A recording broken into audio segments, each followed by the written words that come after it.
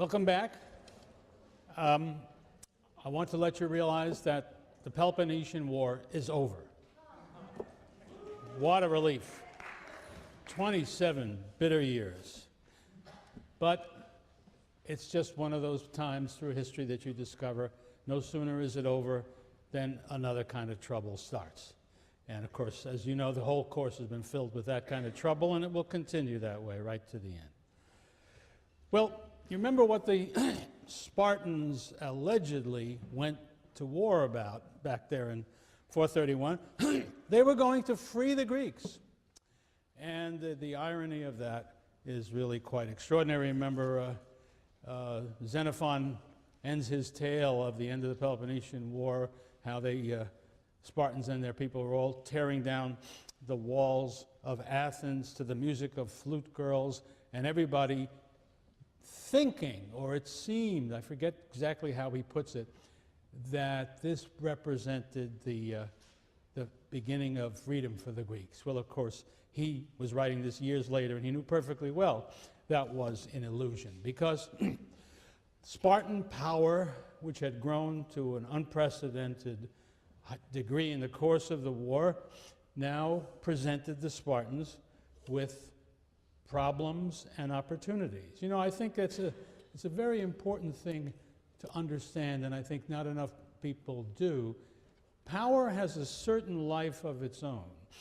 The capacity to be able to do something without somebody preventing you makes you think about what you might do in ways that you never thought about before when you didn't have the power to do it.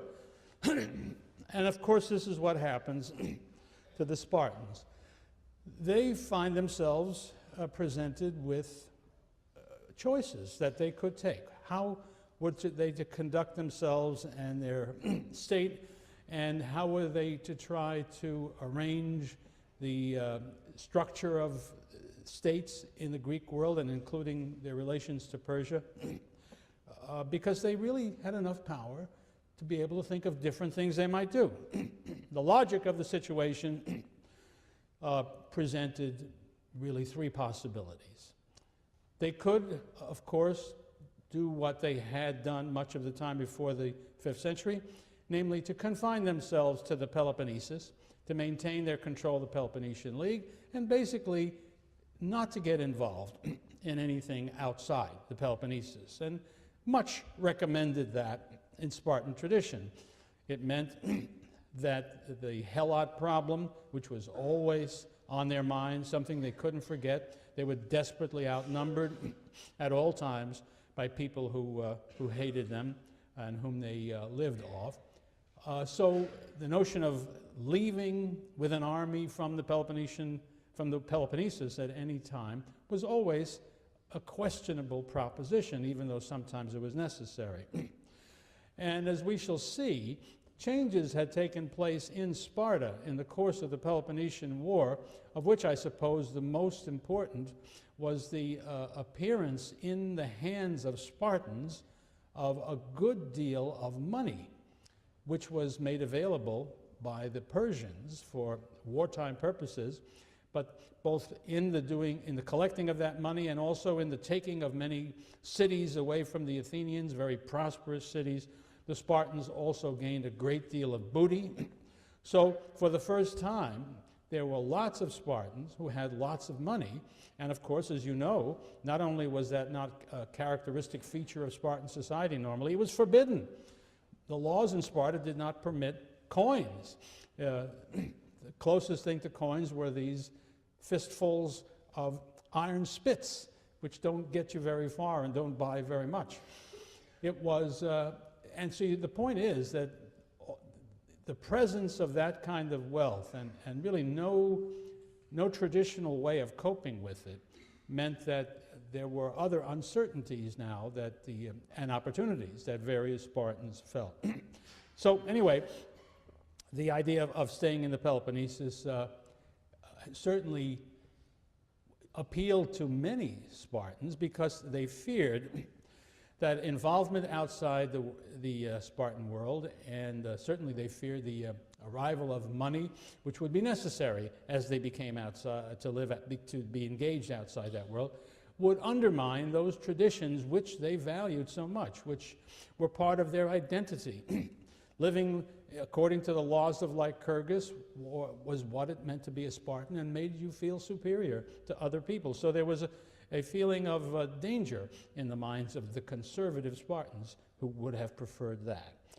But of course, there was the other possibility that the Spartans could use this newfound power, and I suppose the money that went with it, to govern things and maybe to exploit opportunities outside the Peloponnesus. And that choice also could be divided up into two. At the extreme, the Spartans had it in their power to contest control of the entire Greek world in the East. I mean, I'm leaving out, as we always do, Western Greeks who live in Italy and Sicily, except when they get involved in the main theater in the Aegean. But the Spartans could have, and some Spartans did, want to contest control of the Aegean and of the coast of Asia Minor and of the Hellespont and the waters beyond with the Persians, who would otherwise have controlled them now that the Athenians were out of the way. This would require money, but it would also make money available. And of course, it would take power, but it would also produce more power. In a certain sense, Spartans who took this point of view had it in mind to take the place of Athens as the great imperial power in the Aegean and beyond. That was a possibility. And we know for sure that some Spartans, and the chief figure here was Lysander, the great general, admiral, who had been responsible for winning the war.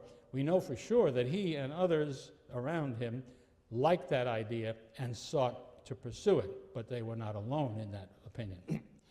And then there's a third possibility that the Spartans had, and although the ancient sources don't tell us that any Spartan leader specifically had this in mind, the sheer logic of it suggests that some of them must have thought this was a good idea, and certainly some of the Spartan actions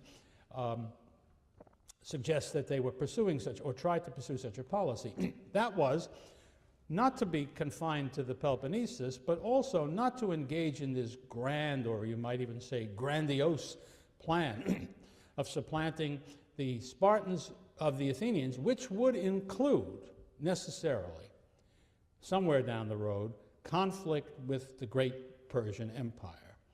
Of course, the great Persian Empire didn't seem so scary as it had at one time in the past. Remember, the Athenians had defeated the Persians. First of all the Greeks had done that back in 480, 479. But even so, ever since then, the Athenians had repeatedly defeated the Persians over and over again. So they weren't anything like the scary thing they had been at the beginning of the century. But in any case, you'd have to take that on, and many a Spartan would have been deterred by that prospect, and again, by the prospect of having to have a fleet, because there was no way to pursue this third policy without having a fleet that began to approach the power of the Athenian fleet when it had been strong. Well, what did that mean? It meant using not the traditional Spartan military advantage, hoplite soldiers fighting infantry battles, but also rowers and expert naval people. I don't have the time to go into a detailed account of how naval warfare was carried on in the Greek world, but it's easy to forget that in addition to the rowers, of whom there were 170 in each trireme, who were the engine, in a sense, they made the thing move, and officers and usually at least 10 or so Marines who could be landed for behaving like hoplites on land. In addition to them, there were critically skilled people who made all the difference in the world, and whether you won or lost in these naval battles, who were, they were sort of like chief petty officers, if you think about it, or master sergeants in the army, professionals whose very great skills are critical for the functioning of the larger army. The Greek word for the most important of these was kubernetes, which means steersman. They were that, and they were more than that. By the way, it's a very nice word because our word, all the words that have to do with governor, government, govern, all derive ultimately from the kubernetes. So this would have meant that all kinds of people who were not Spartiates would be critical for the success of such a mission of the overseas type. And so many a Spartan felt that was too much of a derangement of Spartan life and didn't like it for that reason. But you could still be in favor of a middle policy, which would mean extending Spartan power or maintaining Spartan power on the Greek mainland outside the Peloponnesus. And there were certain things that recommended that. For one thing, Athens had been knocked out as a main power in central Greece. And that meant, and it had been demonstrated in the course of the war that it meant it, that Thebes, the dominant power in Boeotia, had already grown to considerable power, had developed a degree of independence which allowed the Thebans to challenge the Spartans frequently, and to there was a very real chance that Thebes would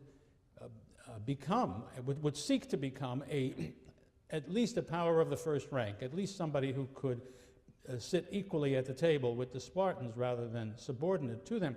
And the fear that some Spartans surely had was that if the Spartans simply stayed in the Peloponnesus, Thebes would become the master of Attica, which was a neighbor of Thebes, as well as of central Greece as a whole, and suddenly they would become a real menace to the Spartans. And indeed, down the road, if you go far enough, that's exactly what did happen.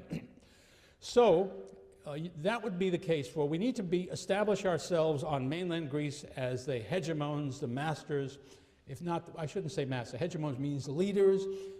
There's always a conflict there too. When you have a power which is superior to that of the other states, but you don't conquer them, the question is, do you want to relate to them, as the Greeks would have said, as a hegemon, meaning a leader, which implies a degree of voluntary cooperation, or do you want to dominate, which means mastery?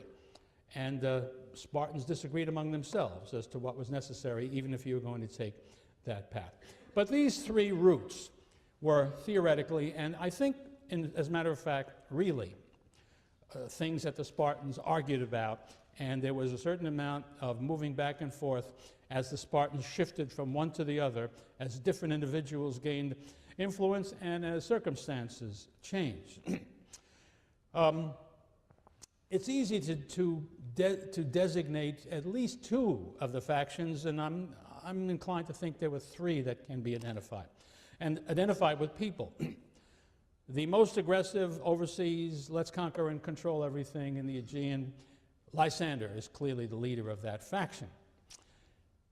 But let's stay in the Peloponnesus and stay out of interstate rivalries and competitions and just go back to our old ways, appears to have been led by the king Pausanias.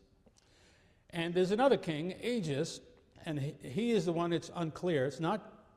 Can't be confident that he represented a third faction, but I think there's some possibility that he did, and that was the faction that wanted to limit Spartan power, influence, control to the mainland of Greece and not to go to sea. And there were great arguments against the Lysander approach.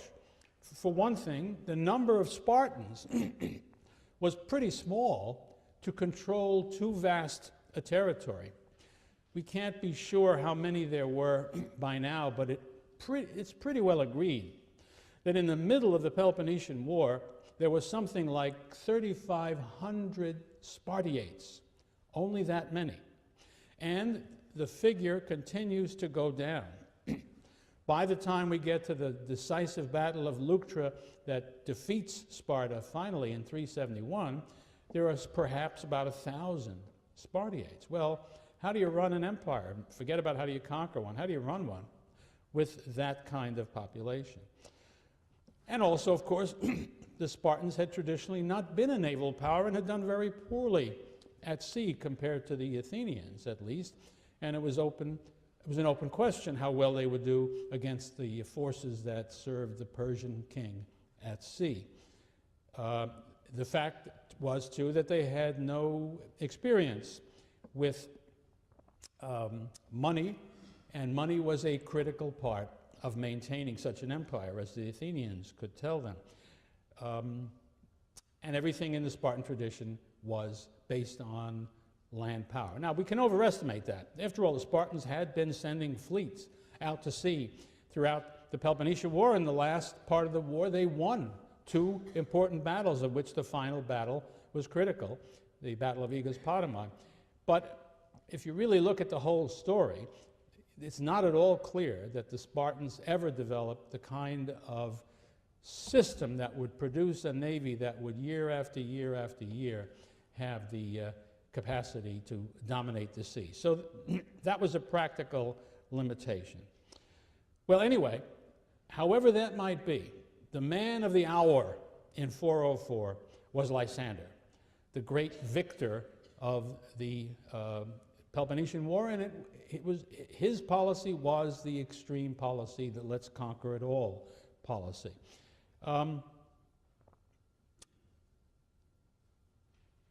His policy was very much a personal policy. And here, the personal is very important.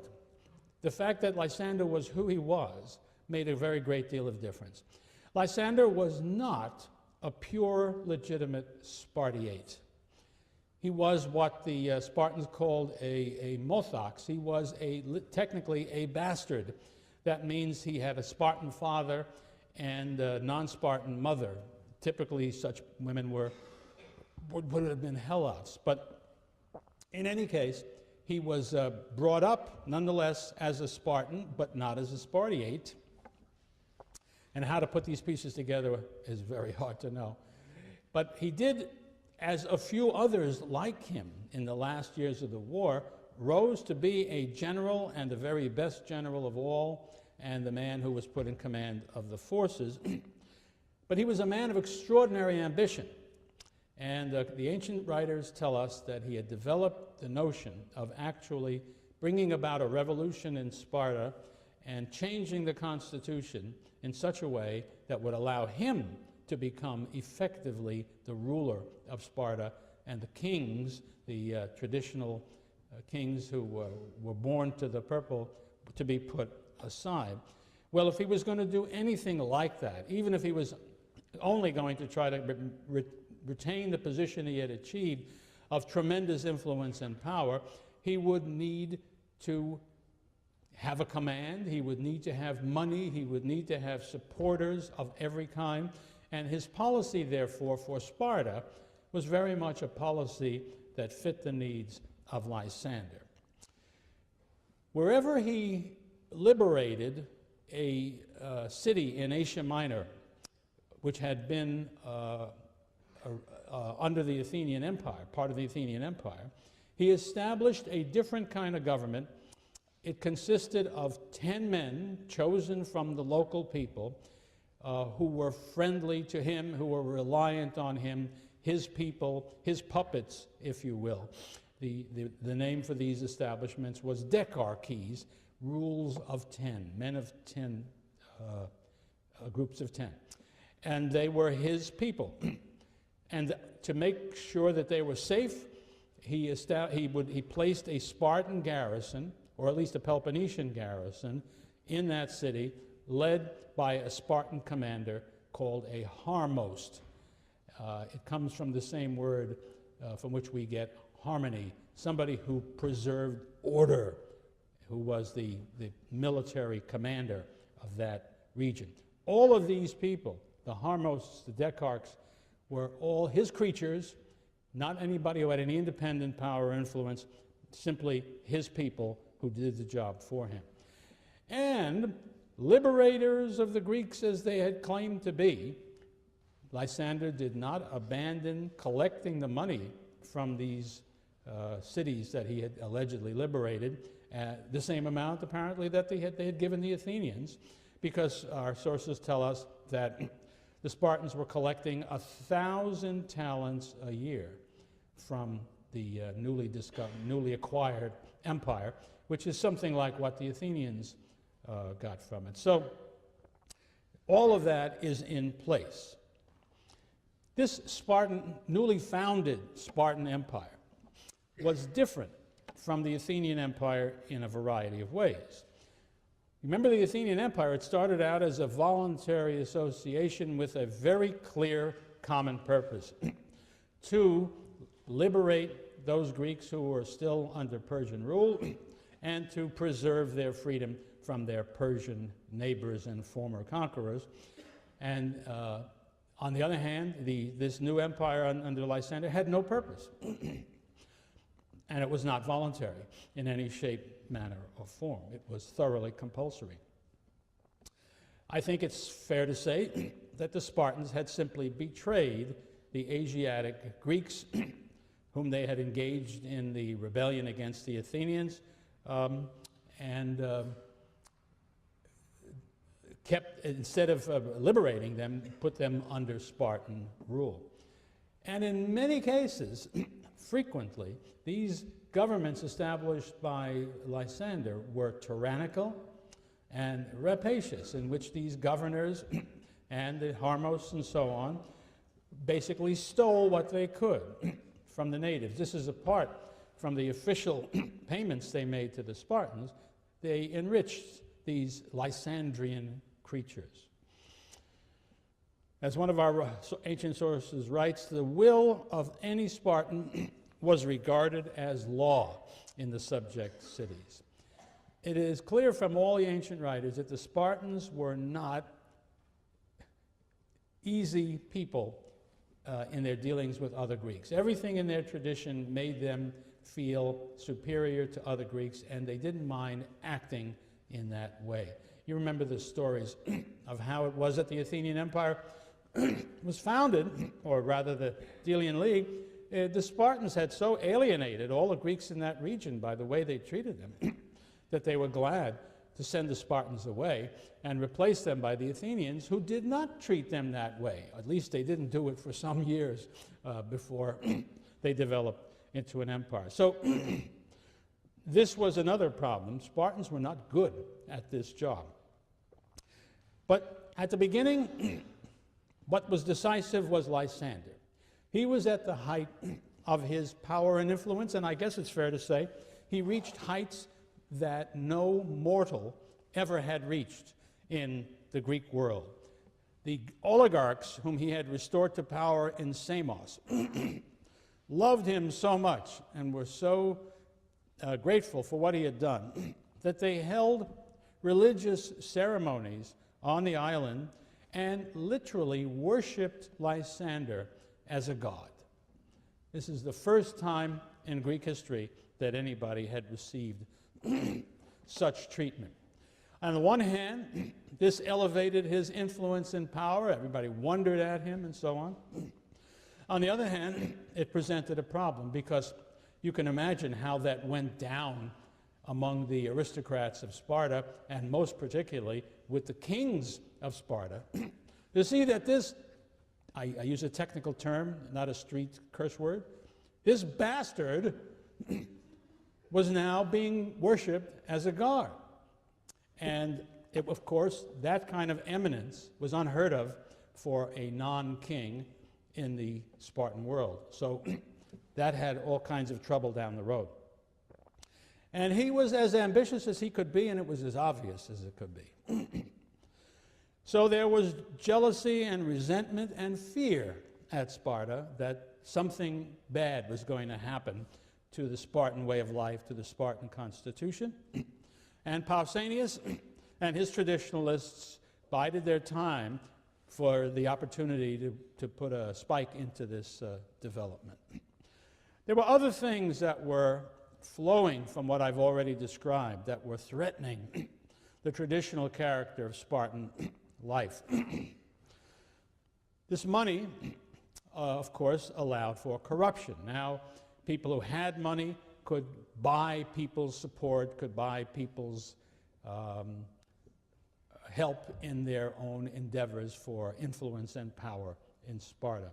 One of the things that we hear about that most scholars would like to place in this period, and it seems reasonable to me, was a new law about inheritance. It's the law of Epitadius. He's the man who proposed it.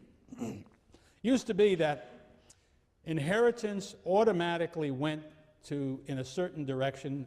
Nobody had any choice. You couldn't make out a will and leave it to anybody you liked.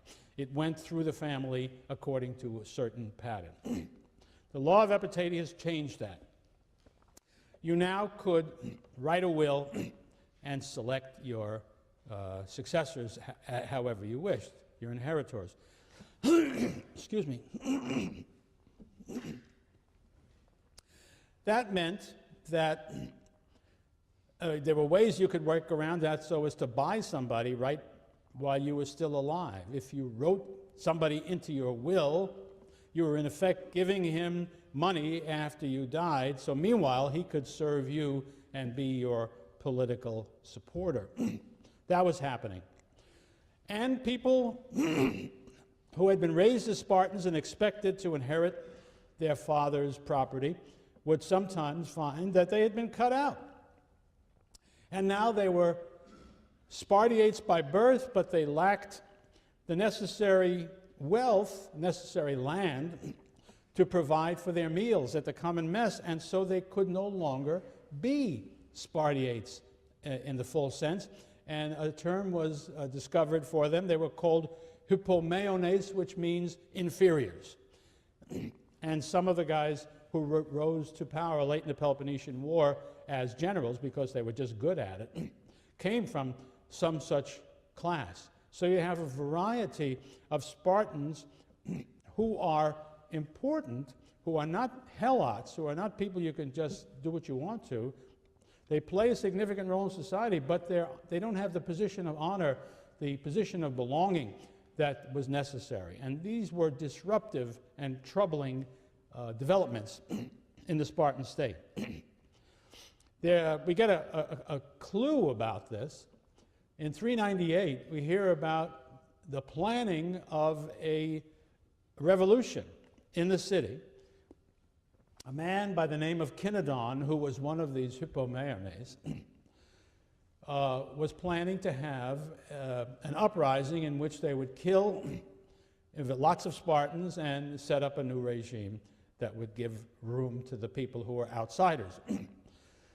Well, the plot was prevented because one of the people that Kinedon approached told the story to Spartan magistrates, and the plot was averted.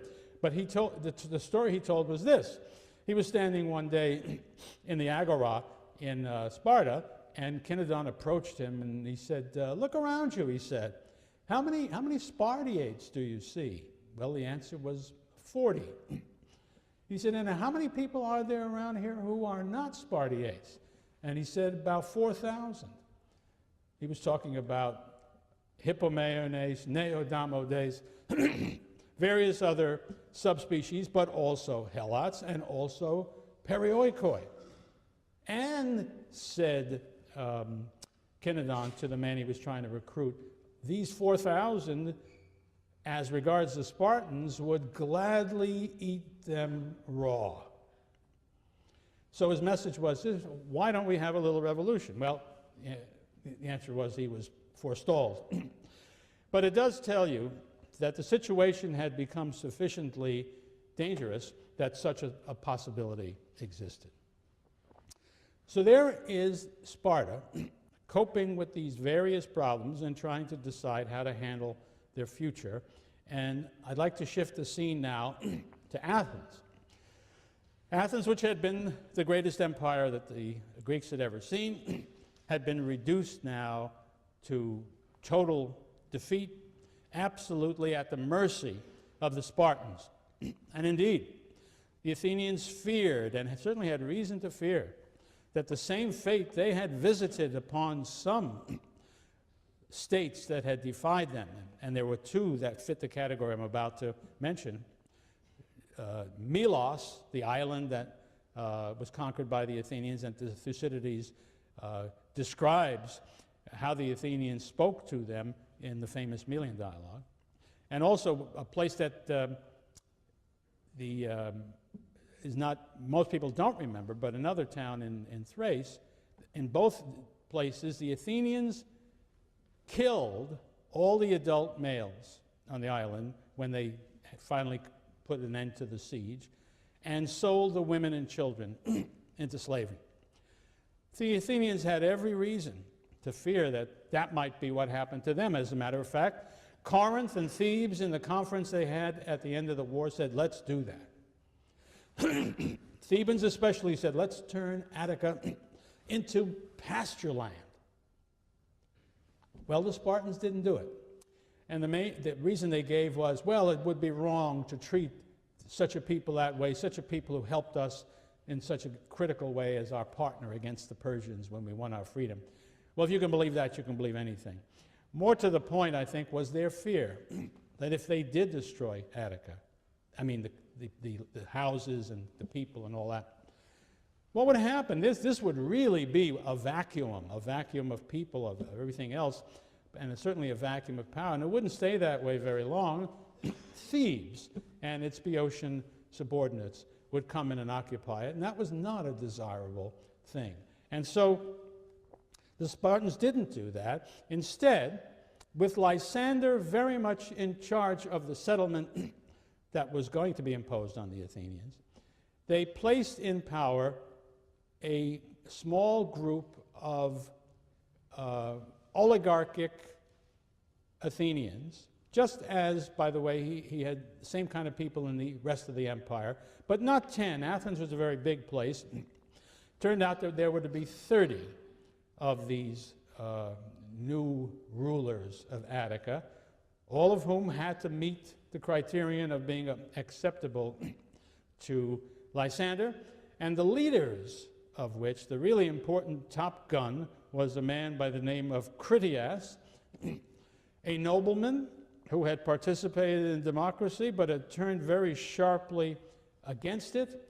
He was a brilliant man, apparently. He had been trained by the great rhetorician and sophist Gorgias, and he was also in the circle of Socrates, along with Plato and Xenophon and various other bright young men of the upper classes in Athens. And he was a poet, an orator himself, a philosopher, and so on. He had, and some of his fragments of some of his works remain for us to look at. But one thing that he was by 404 was a bitter enemy of the democracy. He had been exiled or had voluntarily taken exile in order to get away from the democracy. And he was determined now that there should be no democracy in Athens. Just to say a word about that for a moment, it was an easy point of view to arrive at in 404.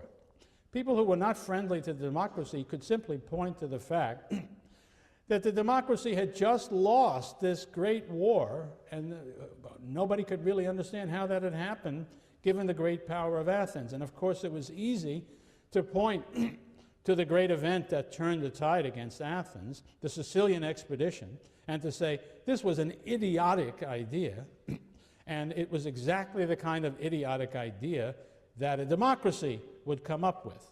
And so that democracy itself was seen to be not just, how can I put, well, I'm just going to say, let me say, it was seen to be inherently wicked because it violated what seemed to be the truth about human beings, and which was very much a part of all Greek tradition from the first time we hear about it in Homer until, well, forever, which was, contrary to the principle of democracy, which is that all men, adult male citizens, are equal in some very fundamental way, or should be, was the contrary view, which had much greater support in Greek tradition, that no, men were in fact divided into different kinds of people, and in fact the Greeks thought a division into two kinds was the right kind, the most important kind, a division between the high and the low, between the good and the bad, between the noble and the base. And each of those pairs, they're all the same people. You're rich, you're wise, you're well-born, or I should say you're rich and well-born, therefore you're wise, or you are not. And if you're not, you're obviously not equal to the other guys, and therefore you shouldn't have anything to do with ruling anybody. So that was the basic, widespread view of what was natural in the Greek world. Now, you add to that they have just lost this terrible war, and you could point to what seemed to you to be both wickedness and foolishness. How in the world could anybody think democracy was a good thing after that? Lest you think there's something special about that. That's such a characteristic of the human race. Whenever you have a great war, and if you have two different kinds of political systems vying with each other, winning has an amazing effect on what people think. So that it was take the First World War, when let me back up. Let me not back up. Let me just say that those countries who lost the war were very open to the idea that whatever, they typically had been monarchies and so on, but they had been rather, relatively speaking, liberal monarchies. They had, legislatures and elections and things like that. And what came to be seen, came to be seen as a losing proposition. And so fascism of one sort or another took root across Europe in states that had had that misfortune. And it was felt that success or failure had to do with the rightness or the wrongness, the wisdom or the foolishness of the kinds of arrangements that you had. And then while the Soviet Union was powerful and expanding around the world, it was expanding in part along with the idea of communism, which was thought in the circles where it succeeded to be superior to the competition, and observed that when the Soviet Union finally collapsed, there may be communists around the world anymore, but they don't admit it. I mean, they call themselves something else. The idea has been discredited by success of the competition, by failure of that thing. So it's a phenomenon that is not amazing. Well, this looks like the earliest example, I think, that we know. So Critias, in any case, was determined that Athens in the future would not be a democracy. And in fact, it looks like he was very much taken, again, this is typical, with the virtues of Sparta, because Sparta had won the war. So it's easy to say the characteristics that the Spartan state had must be good ones, because they can do the most critical thing that a state can do: win in competition with the other states. So he had in mind a very narrow oligarchy. One scholar has suggested he actually had in mind to establish in Athens the closest facsimile he could of the Spartan constitution. It could never be exactly the same, but he was trying to do something like that. That could be true. But it was going to be narrow.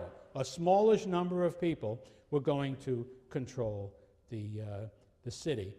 In fact, well, let me back up. I'll come back to what I was about to say. Now, however, when they set up the 30 to rule Athens in 404, it was apparent to people who could judge matters pretty sensibly that given that Athens had been a democracy for over 100 years, that it would not be easy to impose such a regime, and that if you made the regime too narrow and too oligarchical, you might find yourself having trouble in keeping your new regime in power. So Lysander agreed to the idea of making the 30 composed of 20 men who were Critias's men, very extreme oligarchs, but allowing Theramenes, an Athenian general who had flourished during the democracy, but who was very clearly not an old-fashioned democrat. He had taken part in bringing about the oligarchic revolution of 400 in the year 411, and when it again, and that the group who made that revolution was divided in something like the same way what the 30 would be. That is to say, extreme oligarchs and people like Theramenes, whom I guess it's fair to call moderate oligarchs, although oligarchs only, I think, in comparison with a thoroughgoing democracy. Because if you ask Theramenes what would be the right number of people in Athens to participate in the government, his answer was, as it turned out, 5,000. But he really wasn't interested in that number. What he was interested in was the criteria for participation in government, and that was to be a hoplite, to have the wealth necessary to fight in the infantry for your city. In a later census, not too much later, it was discovered that the number of men in Athens who actually fit that description was not 5,000, but 9,000.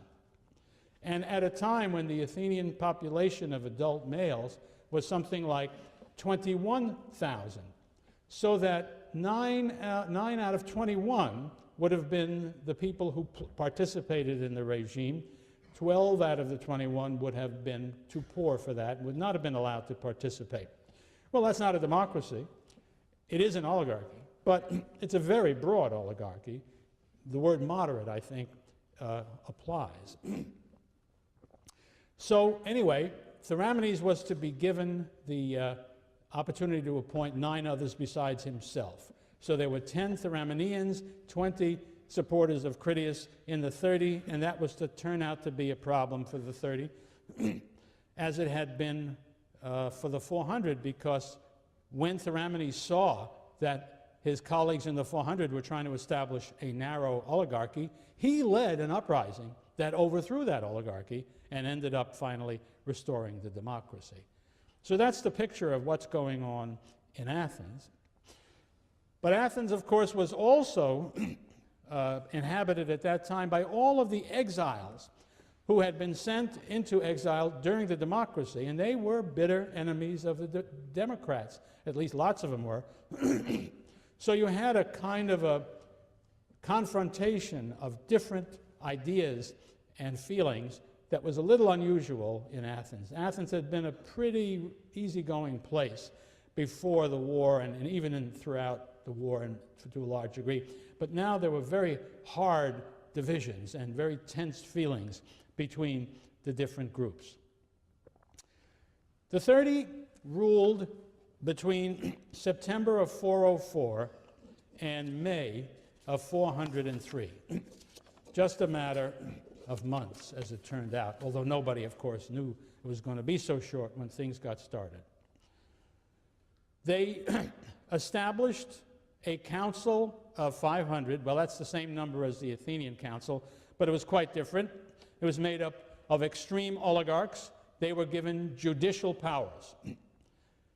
Men who were identified as sycophants, in the Greek use of that term, you remember, is people who made money out of denouncing people on false charges in the courts and then winning payments as a result. They were very widely unpopular, even in the democracy, and so the 30 began with an act that was not unpopular by putting to death all the sycophants that they could find and identify. But they also put to death well-known leaders of the democracy, people whom they knew would be their political opponents. So it was bloody from the first, but it was only limited to a certain small portion of the population. The 30, I mean, just to make the case that actually a man who makes this case, a man named Peter Krentz, and he is an old Yalie, so we ought to give him credit. He, if you look at the 30, if you look at Sparta, what comes to your mind? The Gerousia. Ultimately, in the course of these months, the 30 limited citizenship, active participation in the government of any kind, to only 3,000 Athenians out of what would have been, at least 21,000 and probably more.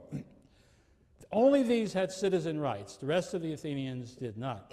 Well, that's about how many Spartans there were at this time in history.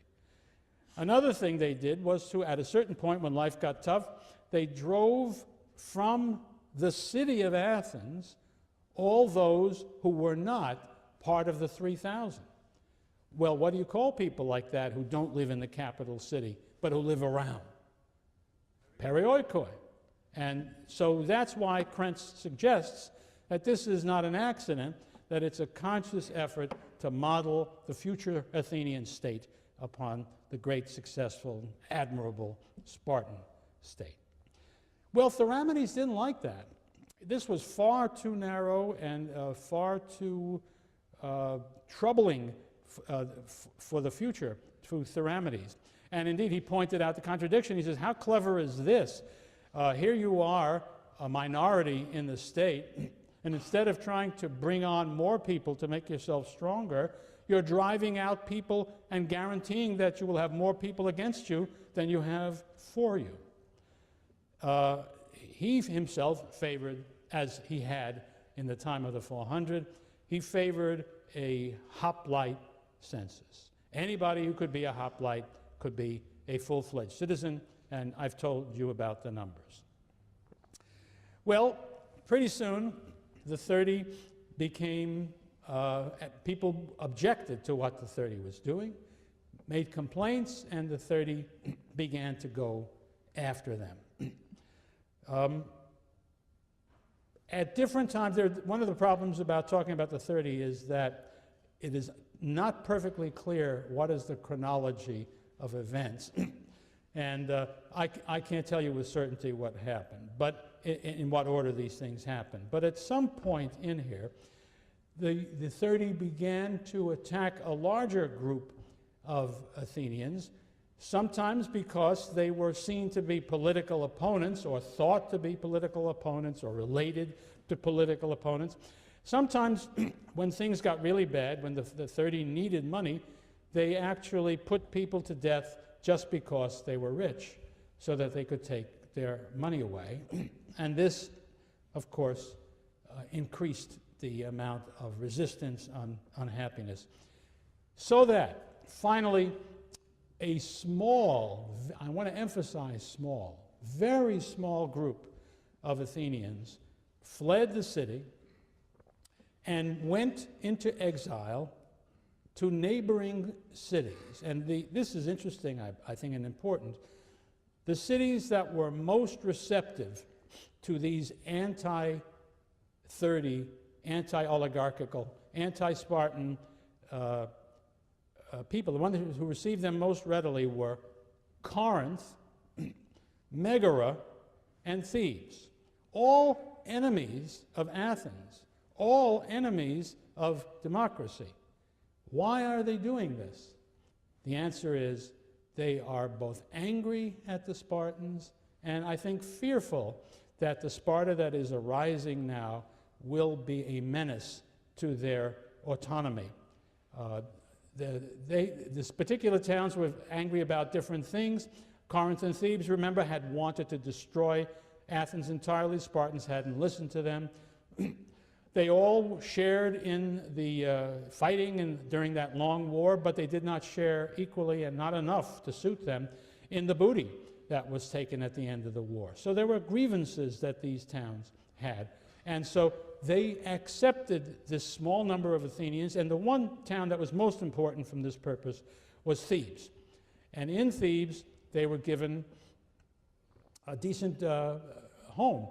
the Spartans, knowing about this, sent out an order saying that no state should give any home to these exiles, whereupon the Theban regime at the moment voted that anybody who didn't give help to these Athenians would be punished. They simply were defying the Spartans on this question. The leader, the most important of the leaders of this group of exiles, it's fair to call them democratic exiles. They wished to restore the old democracy. The most important man was Thrasybulus, who had been a general. His best fighting had been done as an admiral during the latter part of the Peloponnesian War. He was present at all the great Athenian victories. He was not present at the great defeat that ended the war.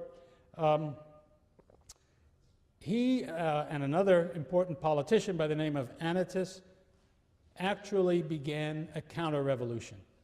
And they, with a very small number of men, the sources differ, but the accounts that seem to be most plausible, with only 70 men, they went from Thebes to a natural fortress in the mountains between Thebes, between Boeotia and Attica, a place called Philae, and build a fort there, to which they hoped other discontented Athenians would flee and join them in the resistance.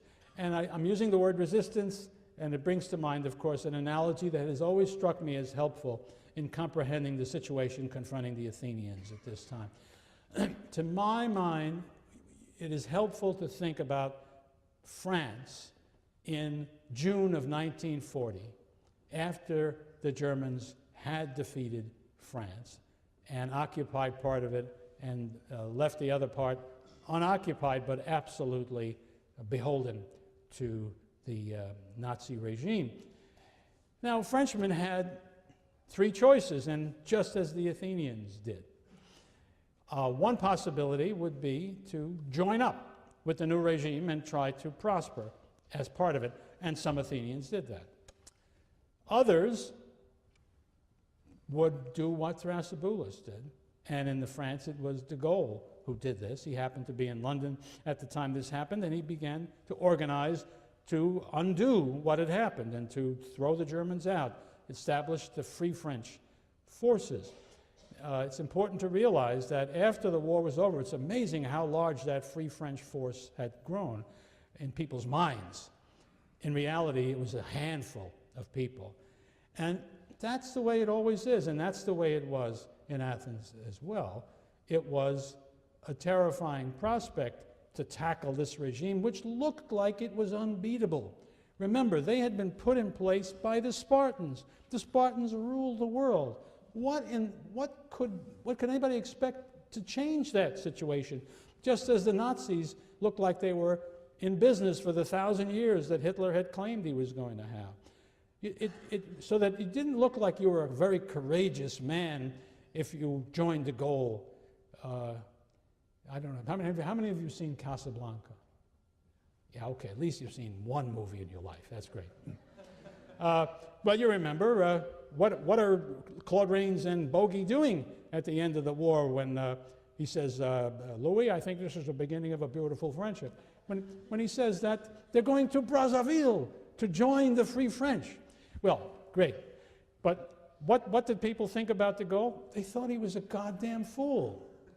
There was no chance. This was idiocy. Sensible men, what did they try to do? They tried to win as much as they could in collaborating with the Germans to make the fate of the Frenchmen less hard and to help France in the future in that way. That's the way it was with most Athenians. Most Frenchmen and most Athenians didn't do either of those things. They kept their heads down and tried to live their lives as best they could. And I think what you need to understand is happening, and it all puts what Thrasybulus and Anytus and their friends did in a very special kind of a light. These were extraordinarily brave, extraordinarily rash, and extraordinarily optimistic people. And as it happened, in this case, it worked for them amazingly. They begin to gather forces that are helping them. Another interesting point is that it's remarkable how few of the people with Thrasybulus were actually Athenian citizens. A surprising number of them were permanent resident aliens, medics, who of course were great targets for the 30 because they were typically well off and had money, and of course they had no rights and no power. So many of them, most of the medics were certainly on the democratic side of this argument. Many of them went to fight. Others, like Lysias the orator, used his money to hire mercenary soldiers to fight for the Thrasybulus Democrats as well. Well, the first test came in the month of January.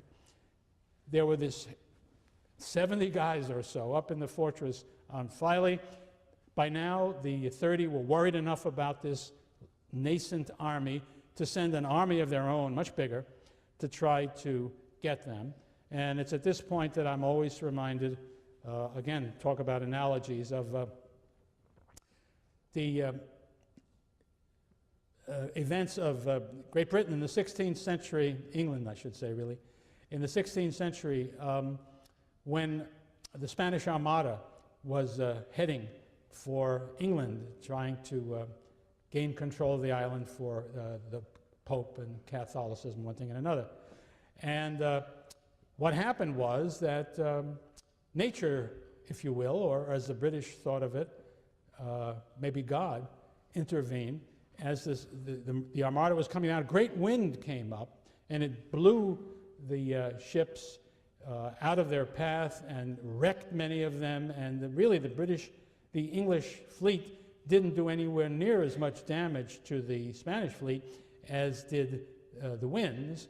And so from that day forward, there sprang up the legend in England of the Protestant wind, which had come along to save the new English faith against the forces of the Pope. Well, if they can invent a Protestant wind, I think it's okay for me to speak about the democratic snow that fell on Philae that winter, because that's just what happened. A big snowstorm came up, and so when the forces of the 30 came after Thrasybulus, they just couldn't do it. They just couldn't get there. They were fought off. They had to retreat, and as they retreated, the 70 came down after them and chased them and killed them as they fled and did a certain amount of damage. And the passage of time was very important, because more and more Athenians were becoming hostile to the regime that they had fallen under. And more and more of them, although again, it's amazing how few actual Athenians joined Thrasybulus. But by this time, Theramenes had come into the picture. He was more and more unhappy with what was happening. He stood up in the council and argued against Critias, and Critias finally had him put to death. That was an indication of how far the reactionary forces in the state had come. And we might mention also that the ancient sources estimate that something like 1,500 Athenians may have been killed by the 30 tyrants. Well, that's a very large percentage of the population when you think about how many Athenians there were. And finally, that caused so many of their relatives and friends to turn against the 30 and to join forces, even if they didn't go out there and fight, to be on the side of the Democrats. A second attack on Philae, taken at a later time, failed, and now suddenly Thrasybulus had a large enough force. He marched to the Piraeus and gained control of that. When the 30 brought an army out to try to defeat him there, he defeated them. They were forced to flee to Eleusis on the northwestern frontier of Attica, and the Democrats were in position to take control of the city again. The 30 were deposed by the 3,000 because it was obvious they were losers. And now the 3,000, the successor government to the 30, appealed to Sparta for help against this democratic army that Thrasybulus had put out. Well, think about what should Sparta do, and you might have thought it would be obvious. Certainly what Lysander wanted to do is no surprise. He wanted to send a big army to restore the oligarchs, to put his own people back in power. And of course, that was fine, but there were people in Sparta who didn't want to do that, who saw this as an opportunity to deprive Lysander of his power and influence and to restore a more normal situation in Sparta. And so the Spartans did vote to send an army in there to deal with Thrasybulus, but they did not put Lysander at the head of the army or even one of his people. Instead, King Pausanias was sent out to do the job. Well, they met the Athenian army under Thrasybulus and defeated Thrasybulus, but they did not try to obliterate that army or, as we shall see, treat them as very serious enemies. For one thing, the Athenians, again, as they had in the past, fought bravely and well and inflicted serious losses on the Spartan army. But also, it was obvious that Pausanias was willing to negotiate a settlement. He wasn't insistent upon defeating the Athenians and imposing a settlement. And so they worked out an agreement whereby a moderate group of 10 would be chosen in Athens, and Pausanias and a commission sent from Sparta to sit with Pausanias sat down with these Athenians and worked out a reconciliation for the future. And here's the essence of what was worked out. A very important part of the story was that they voted, the Athenians did, and Pausanias, of course, would have insisted on it too, an amnesty whereby there would be no punishment for people on one side or the other of the quarrel in Athens. Of course, the people who would have been punished would have been oligarchs and their friends who were now the losing side.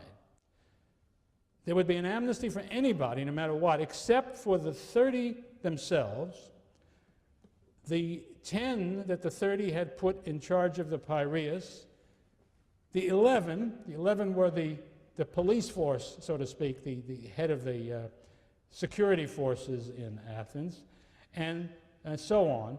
Small groups of people who were thought to be especially responsible for the nasty things that had happened in Athens. But even they were not summarily put to death. They could submit their accounts at an euthunai, and if they were cleared at these jury trials, or at these, I shouldn't call them jury trials, tribunals really, they could take up their position as citizens in the New Athens as well, or they could be allowed freely to leave Athens without any harm. So it was a very moderate conclusion. What about real oligarchs? What about them? Well, even they were taken care of. The town of Eleusis, which they had seized for their own protection as things were going badly, they were allowed to stay there after the settlement. Now that left Thrasybulus and his friends in control in Athens, and they immediately reinstated the democratic constitution pretty much as it had been before all of this had happened. Briefly, in this period of transition, citizenship was limited to the top 3 Solonian classes, but that quickly fell through, and really the full democracy was restored in the year 401. In the same year, the Democrats seized Eleusis and brought that back into Attica. So if you're there in the year 400, Athens would seem to be exactly as it had been internally before the defeat in the Peloponnesian War. And that newly restored democracy behaved with remarkable moderation. Aristotle, in his Constitution of the Athenians, goes out of his way to praise this successor Athenian regime.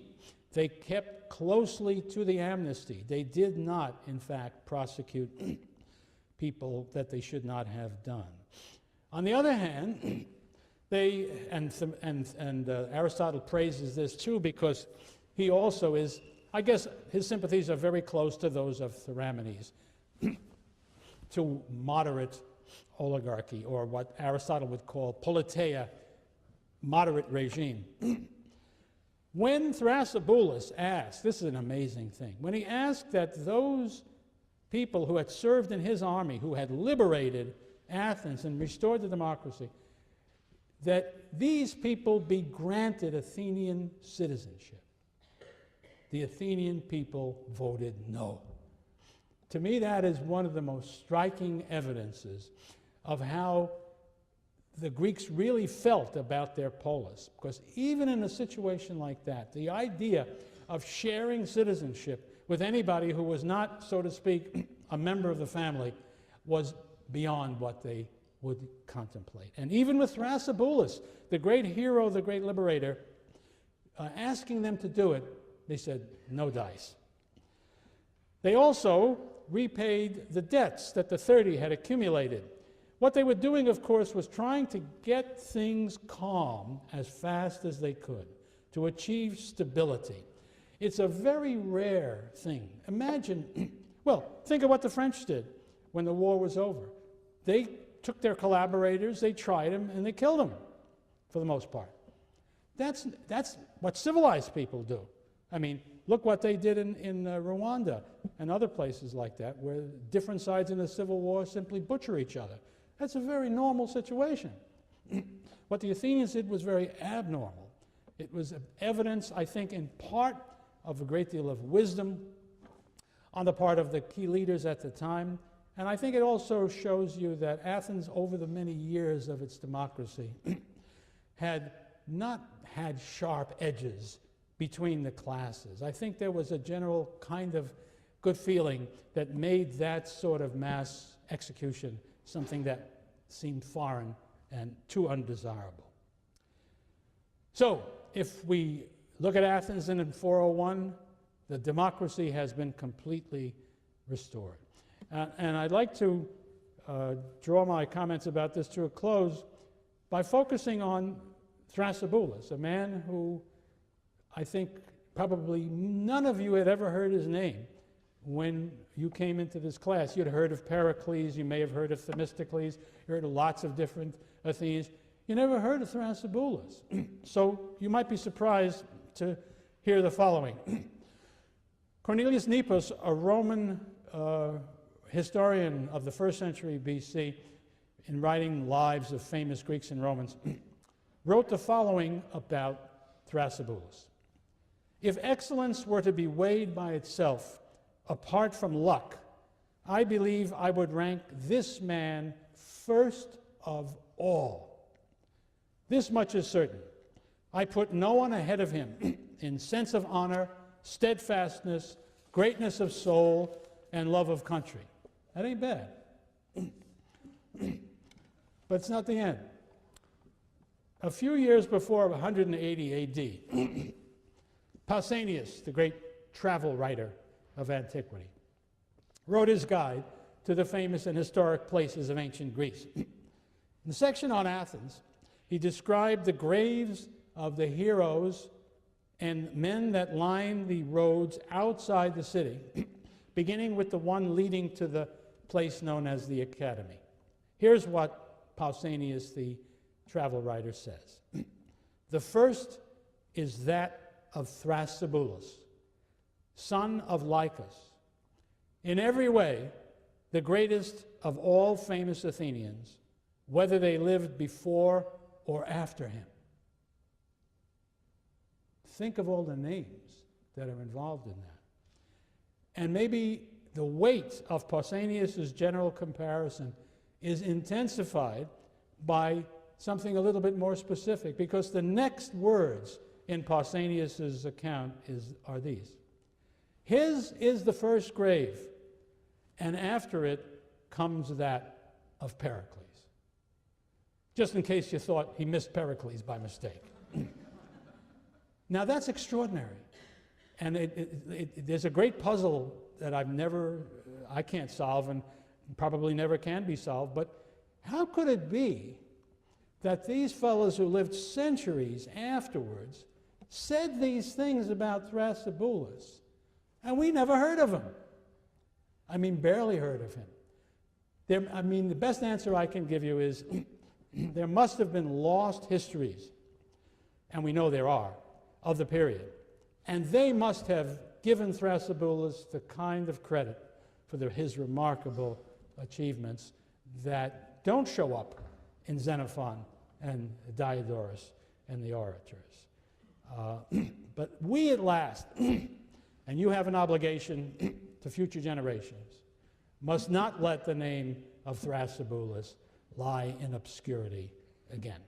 And just so that you don't forget him, remember, he is the only Greek I know whose name fits a Yale fight song. Thrasybulus, Thrasybulus,